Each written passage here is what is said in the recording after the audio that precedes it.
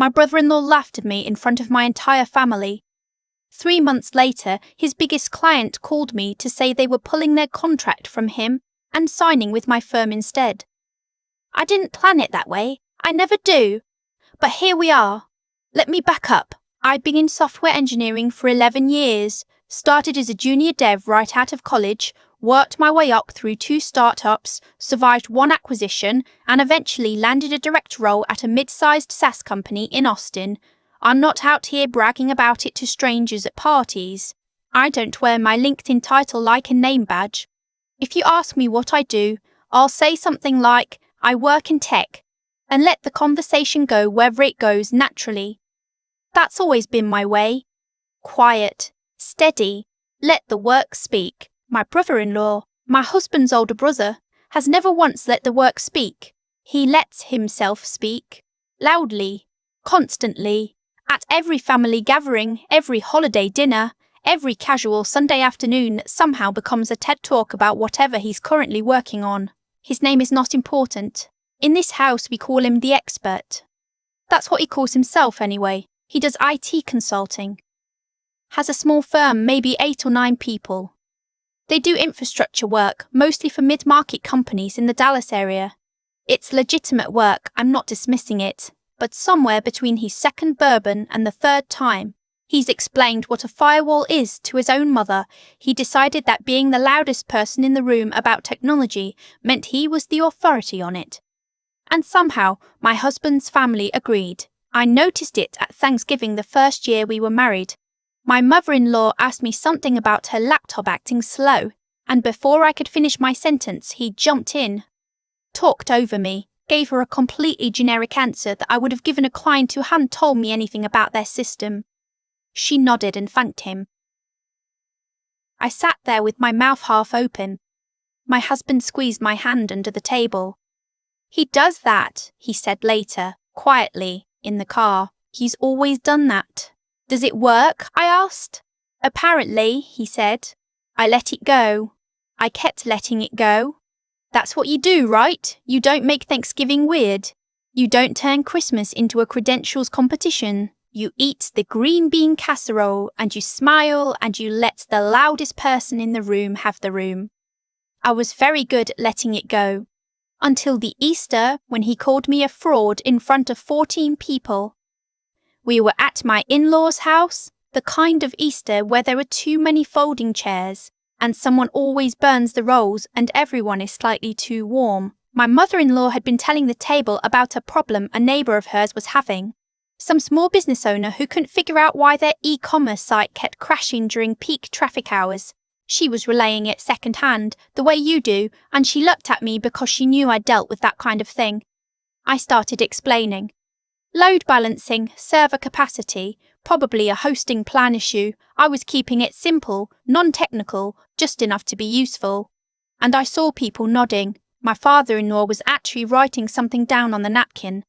That's when he cut in. You're in software, right? He said to me. Not a real question. The kind that precedes a correction. Software engineering, yeah, I said. Right, so more like coding.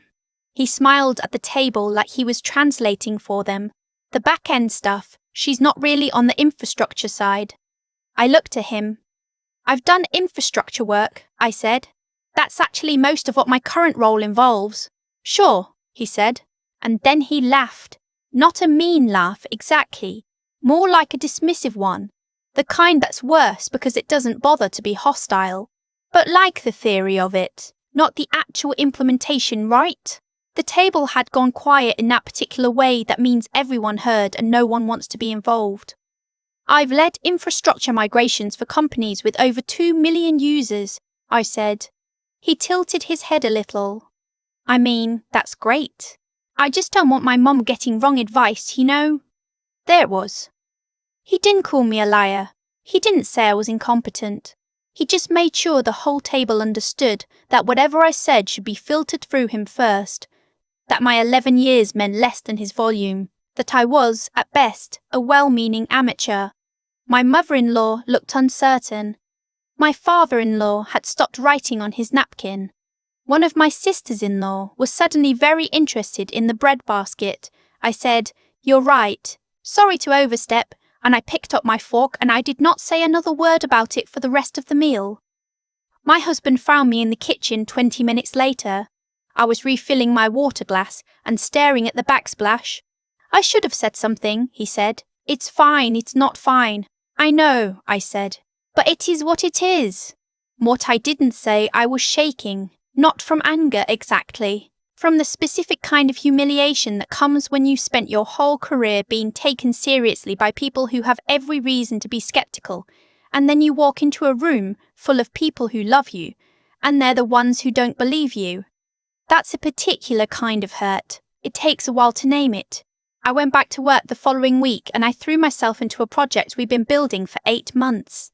Our company had been developing a proprietary integration platform, the kind of middleware that lets enterprise clients connect legacy systems with modern cloud infrastructure without a full rebuild. It was complicated, painstaking, genuinely difficult work, and I was leading the team. We had a client in the pipeline, a company called Hargrove Systems. Regional player, around 400 employees, been trying to modernize their tech stack for 2 years and couldn't afford the disruption of a full overhaul. They were exactly who we'd built this for. I had been managing that relationship for 6 months. Site visits, calls, a pilot program with their IT lead. I knew their systems better than some of their own people did at this point. In April, they signed. It was the largest contract my division had ever closed, not because of the upfront number, though that was significant, but because of the 5-year service agreement attached to it. My VP sent a company-wide email. My team got bonuses. My director called me into her office and said, "I want to talk about what's next for you." I didn't tell my in-laws. Not because I was hiding it. More because, what was the point? He would have found a way to make it smaller. He always did. Oh, Hargrove Systems. I've heard mixed things about their leadership. 5 years is a long time, a lot can change. You know how these enterprise contracts go. I could already hear it, so I said nothing. Summer came and went. My husband's family did a lake house trip in July. We went because we always go, because you show up for the people you love even when one of those people spent Easter making sure your own mother-in-law didn't trust your professional opinion. He was perfectly fine that weekend.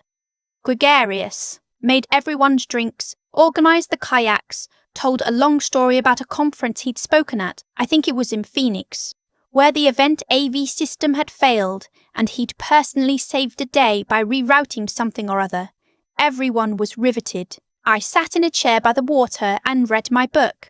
On the last evening, he sat down next to me. The sun was going down over the lake.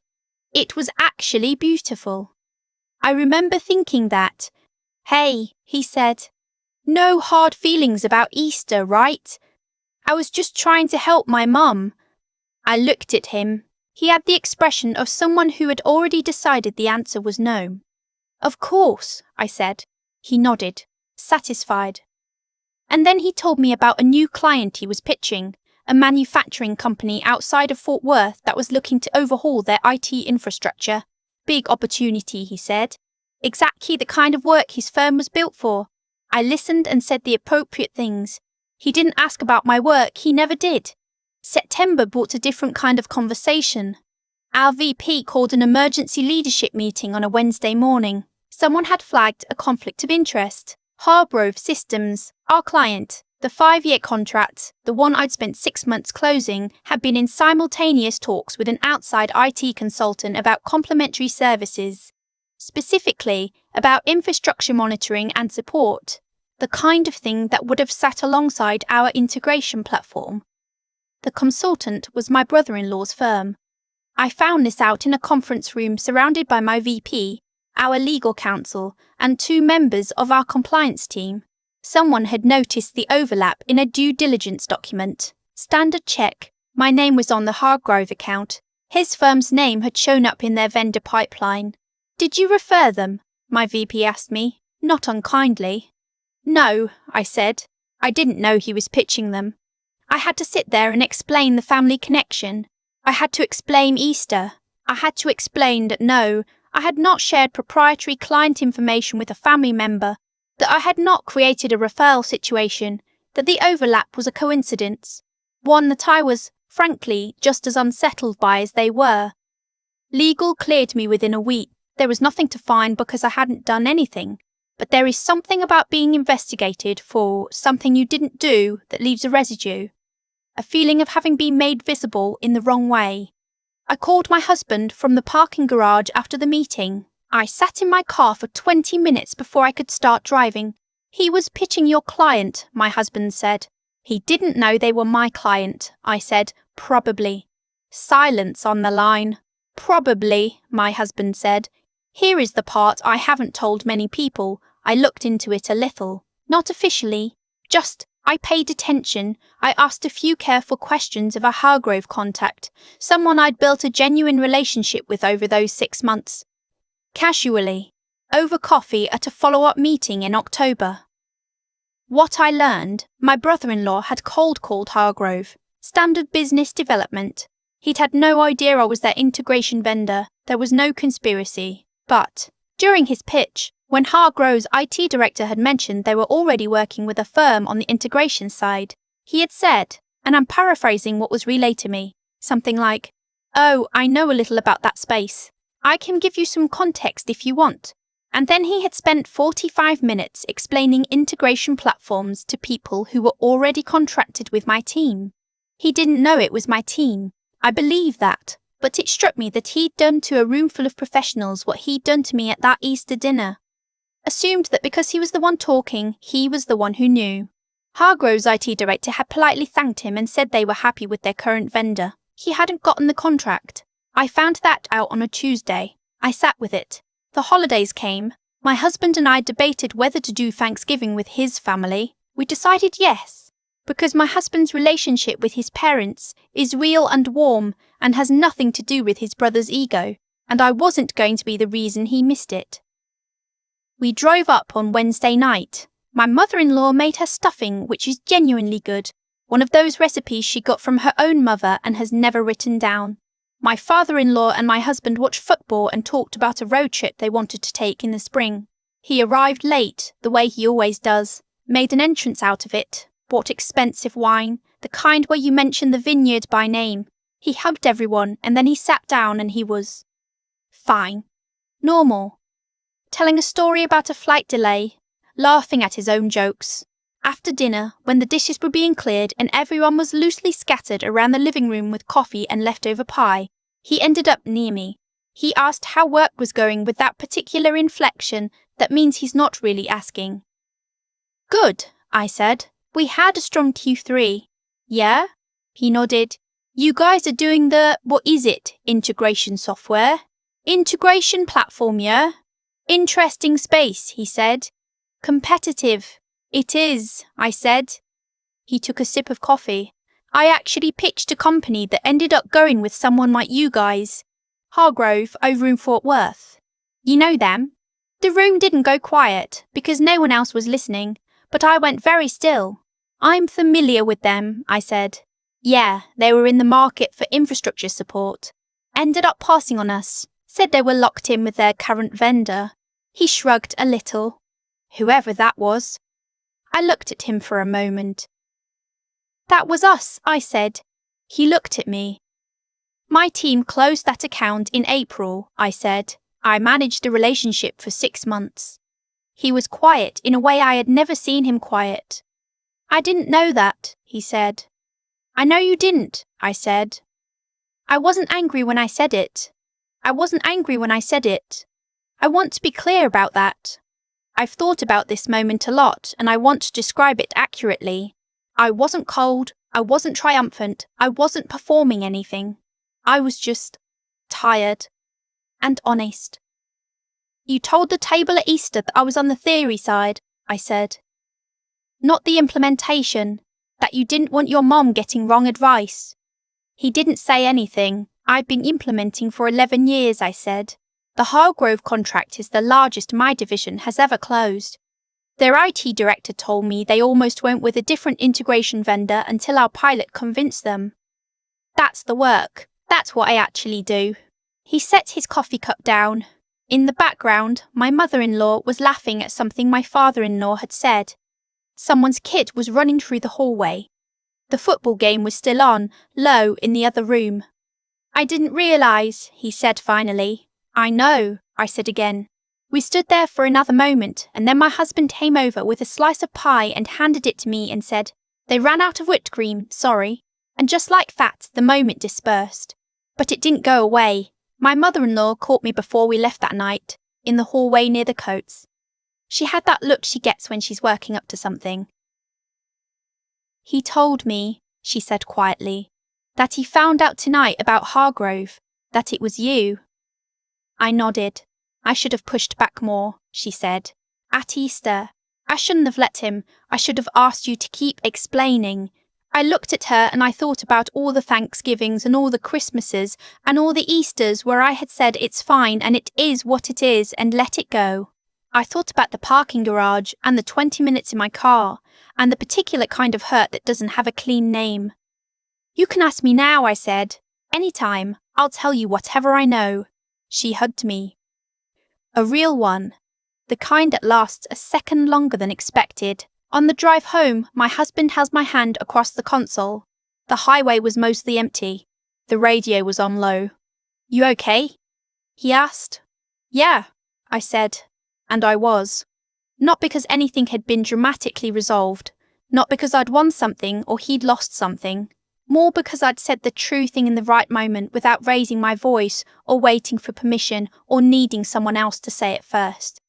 I've been in tech for 11 years. I've led teams and closed contracts and sat in rooms where I was the only woman and sometimes the youngest person, and I learned a long time ago that the people who shout the loudest about what they know are almost never the ones who know the most.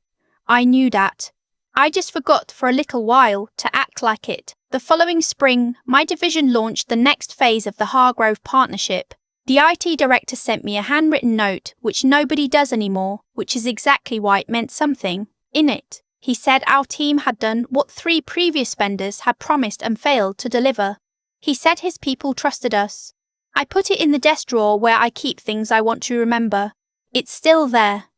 There's a note in my desk drawer right now, handwritten on actual paper, from the IT director at Hargrove Systems.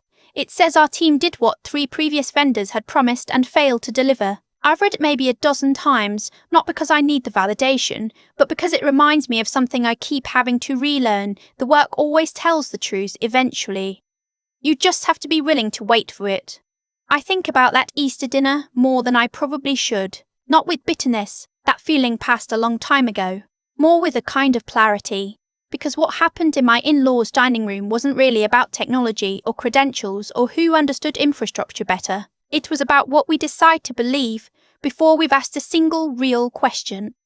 My brother-in-law had made up his mind about me before I finished my first sentence. That's not unusual. People do it all the time. The problem isn't that it happens.